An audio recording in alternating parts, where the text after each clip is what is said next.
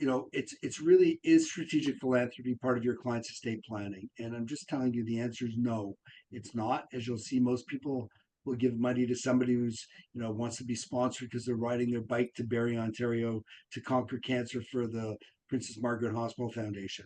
That's about it. They haven't included strategic philanthropy.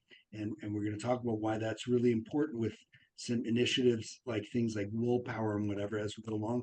But look at, they say the government is very much sensitive to the plight of Canadians.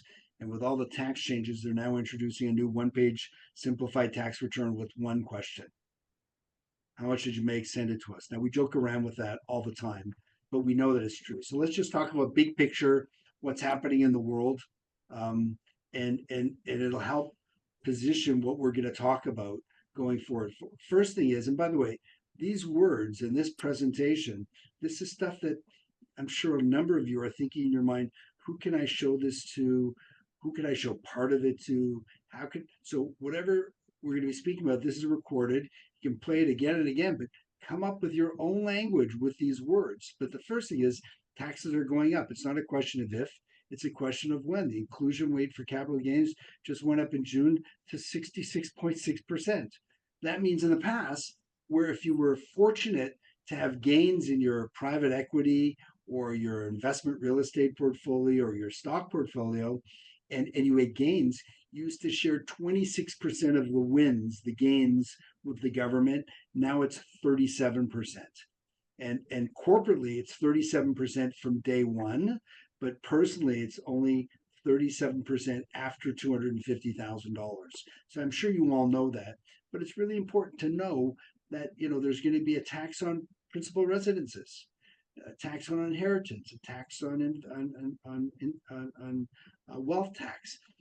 It's going up. So and the government is taking away more of the basic plans that are available to everybody.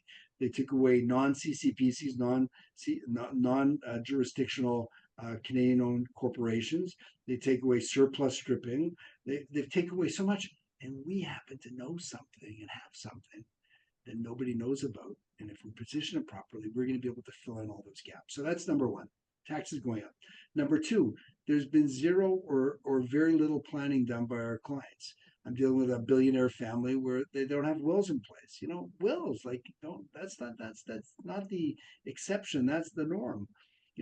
They've have a lot of stuff, but they haven't done any planning to sort of crystallize what's the tax today, what's it going to be down the road, and therefore we have to be more problem solvers than product pushers. People really need planning. We'll talk about that in a moment.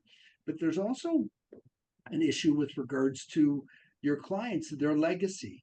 Yes, they give donations, but they haven't really built something into their business or into their personal life where they could go from success to significance. And if you could show them how to go from success to significance, not even by writing a check, just by converting taxes they're already paying or will be paying into charity, they're going to be interested in that.